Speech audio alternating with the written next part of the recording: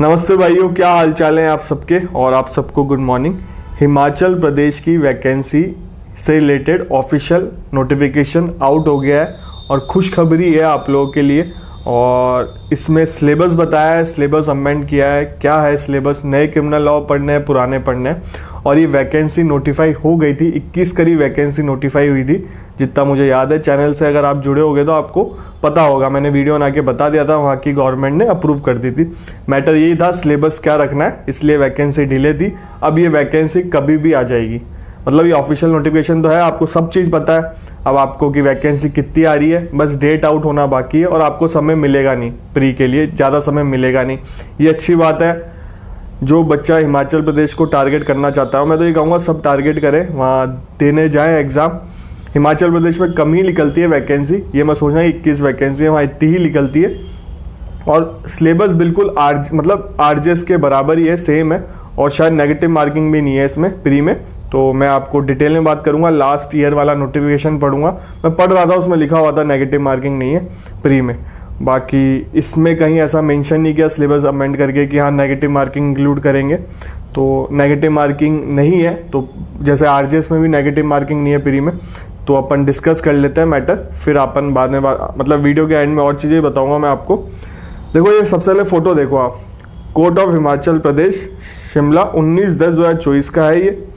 और Himachal Pradesh judicial service rule 2004 high court, इन्होंने amend किए हैं रूल्स को, सिलेबस। और ये अपन पढ़ लेते हैं। देखो शॉर्ट टाइटल लिखा हुआ है इसमें, ये पढ़ने की जरूरत नहीं है। आफ्टर अमेंडमेंट पर्टिकुलर पोर्शन, इसको ऐसे पढ़ा जाएगा अमेंडमेंट के बाद, Indian evidence act 1872 for the examination process related to advertisement for the post issue up to 31/12/2025 thereafter भारतीय साक्ष्य अधिनियम। अच्छा, इन्होंने बताऊं मतलब 2025 तक की जो पोस्ट है उस तक तो इंडियन एविडेंस एक्ट ही आ रहा है, उसके बाद भारतीय साक्ष्य अधिनियम आएगा। साफ साफ लिखा हुआ है देखो, आफ्टर मतलब अमेंडमेंट होने के बाद ऐसे इसको रीड किया जाएगा, Indian evidence act 1872 for the examination process related to advertisement for the post issue up to 31/12/2025। मतलब ये एग्जाम होंगे ना 2025 तक, उसमें तो इंडियन एविडेंस एक्ट ही आ रहा है। तो पुराने वाला ही लॉ मेंशन है, नए वाले नहीं पढ़ने, और तो क्या लोगे यार, पुराने वाले तो सबने पढ़ ही रखे हैं, नए वाले नहीं पढ़े।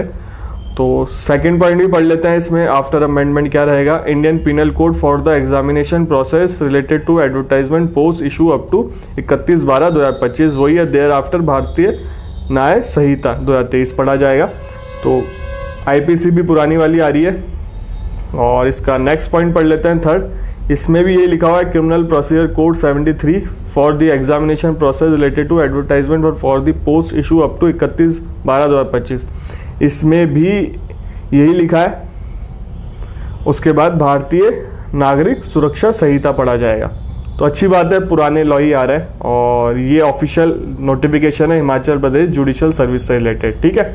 ये वैकेंसी कभी भी आ जाएगी, दिवाली बाद आपको देख, क्योंकि सारे प्रोसेस कंप्लीट है, गवर्नमेंट ने अप्रूव कर दिया, सब कुछ कंप्लीट है, केवल ये सिलेबस से रिलेटेड ही मैटर था, इसलिए डिले चल रहा था। ये वैकेंसी आ जाएगी और समय नहीं मिलेगा, आपको इस चीज़ का ध्यान रखना, बिल्कुल प्री में समय नहीं मिलेगा। जो हिमाचल प्रदेश को टारगेट कर रहे हैं, पढ़ाई चालू कर दे अपनी, ठीक है। अब इसके मैं लास्ट ईयर के नोटिफिकेशन पढ़ देता हूँ, क्या सिलेबस था, और जिससे आपके सारे डाउट क्लियर हो जाएंगे। एग्जाम पैटर्न कैसा है, जैसे पहली बार दे रहे हो, मैंने कभी नहीं दिया, तो वीडियो के बहाने मुझे ही पढ़ने को मिल जाता है। तो हो सकेगा मैं भी फॉर्म भर दूं, हिमाचल प्रदेश घूम के आ जाऊं। मैं राजस्थान से बिलोंग करता हूं, तो ऐसे बहुत बच्चे होंगे अदर स्टेट के, बिल्कुल नहीं पता होगा उनका। तो ये सिलेबस, इस मतलब एग्जाम पैटर्न भी समझ लो क्या है। इसमें प्री मेंस होगा, प्री पेपर होगा ऑब्जेक्टिव, ठीक है। 3 पेपर होंगे प्री में भी, 100 मार्क्स ईच, ठीक है। ऑल 3 पेपर एक घंटे के होंगे। और इसमें civil law 1, civil law 2, criminal law, ठीक है। और एक ही दिन में ये पेपर हो जाएंगे। Each of above paper shall 100 marks रहेंगे, और इसमें 1 मार्क्स ईच, एक नंबर का पेपर, मतलब एक क्वेश्चन 1 मार्क्स का होगा। सेम डे में पेपर हो जाएगा। और there shall not be any negative marking pre exam, तो नेगेटिव मार्किंग नहीं है, आरजीएस में भी नेगेटिव मार्किंग नहीं है, तो सारे अटेम्प्ट करना है इसमें। और जो मेंस का सिलेबस है वही प्री का रहता है, तो अपन मेंस के सिलेबस पे आते हैं सीधे। और इन्होंने सेंटर ही बता रखा है कहाँ कहाँ आता है, शिमला, मंडी, ये सारी धर्मशाला। अब देखो मेंस का सिलेबस क्या है। पेपर 1 होता है मेंस में सिविल लॉ 1, इसमें आएगा CPC, Indian evidence act, HP stamp act, HP court act और स्पेशल रिलीफ एक्ट, 200 मार्क्स का। पेपर सेकंड में सिविल लॉ सेकंड होगा Indian contract, Hindu law, Indian limitation, TP, HP urban rent control act, 200 marks का होगा। Paper third criminal law होगा, IPC आएगा, CrPC आएगा, negotiable instrument आएगा, वाइल्ड लाइफ प्रोटेक्शन आएगा, इंडियन फॉरेस्ट, सेक्सुअल ऑफेंस से रिलेटेड भी एक्ट आएंगे। देखो इसमें लिखा हुआ है protection of child from sexual offence, juvenile justice, protection of women, domestic violence, और ये prohibition of sex selection act और सेक्सुअल हरासमेंट, ये चीज़ें भी आएंगी। तो सिलेबस आरजेएस जैसा ही है, वहाँ के 2-4 लोकल लॉ हैं, आप बिल्कुल अप्रोच कर सकते हो अगर आपने आरजेएस की तैयारी ढंग से करी है। फोर्थ पेपर होगा इंग्लिश का, उसमें ऐसे आएगा 100 मार्क्स का, ट्रांसलेशन आएगा और 150 मार्क्स का होगा टोटल। और फिफ्थ पेपर होगा लैंग्वेज का, हिंदी का, उसमें ट्रांसलेशन आएगा इंग्लिश से हिंदी 30 मार्क्स का, और ऐसे होंगे टॉपिक होंगे हिंदी के 50 मार्क्स के, और बाकी 20 मार्क्स, टोटल 100 मार्क्स का रहेगा ये। इंटरव्यू 150 मार्क्स का, इंटरव्यू 150 मार्क्स बहुत ज़्यादा नंबर का इंटरव्यू है। इंटरव्यू कम ही होना चाहिए, ज़्यादा मार्क्स का होना नहीं चाहिए। इसके पीछे बहुत बड़ा है, मतलब बहुत चीज़ें चलती हैं बाद में।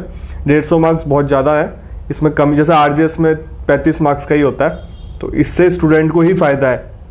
ठीक है, तो ये है, इसकी एज बता देता हूँ, क्वालिफिकेशन बता देता हूँ। लॉ की डिग्री मांगते हैं, इसमें कोई रजिस्ट्रेशन नहीं मांगते। जिनके पास लॉ की डिग्री, अपीयरिंग वाले नहीं भर सकते। राजस्थान ही है जो अपीयरिंग वाले बच्चों को अलाउ कर रहा है। एज लिमिट है मिनिमम 22 है, मैक्सिमम 35 है, और एज रिलैक्सेशन भी है। जो वहाँ के रिजर्व कैटेगरी के होंगे, SC ST OBC, उनको 3 साल का मिलेगा। ठीक है, बाकी इसमें ऐसा कुछ है नहीं। तो 22 जिनकी एज हो गई है और मैक्सिमम एज 35 है। अदर स्टेट में तो चाहे आप रिजर्व कैटेगरी में आते हो अपने स्टेट में, आप जनरल से ही फॉर्म फिल करोगे। और हिमाचल प्रदेश के हो तो उनको एज रिलैक्सेशन मिल रहा है 3 साल का, जो रिजर्व कैटेगरी से है। तो ठीक है भाइयों, हिमाचल प्रदेश की वैकेंसी आने वाली है। सिलेबस ओल्ड ही रहेगा, और मैंने आपको सिलेबस बता भी दिया, सब कुछ डिस्कस कर लिया। और या तो ये वीडियो मैं आज ही अपलोड कर दूंगा या कल कर दूंगा, हो सकेगा तो कल ही कर दूंगा, क्योंकि अभी तक वैसे किसी ने बनाया नहीं वीडियो। ठीक है, अब बन भी जाएगा तो कोई बात नहीं, अपन को तो इन्फॉर्मेशन पहुंचानी है। तो ये वैकेंसी बहुत जल्दी आएगी। चैनल को सब्सक्राइब कर लो, आपको अपडेट मिल, जैसे मैंने आपको हर चीज़ की अपडेट दी है, हिमाचल की और भी वैकेंसी की अपडेट देता हूँ। मेरा बोलना मतलब यही है कि आपको इन्फॉर्मेशन तो मिले, तभी तो आप तैयारी कर सकते हो, तभी आप फॉर्म फिल कर सकते हो। तो लॉ की वैकेंसी ऑल ओवर इंडिया कहीं पे भी लिख ले, मैं बताता हूँ इस चैनल पे। सिविल जज की वैकेंसी कहीं पे भी लिख ले, मैं बताता हूँ इस चैनल पे। एपीओ की तैयारी कर रहे हो आप, राजस्थान एपीओ की, तो मैंने आपको टेस्ट सीरीज भी बता रखी है। उस टेस्ट सीरीज में अभी दिवाली ऑफर चल रहा है, 50% ऑफ है।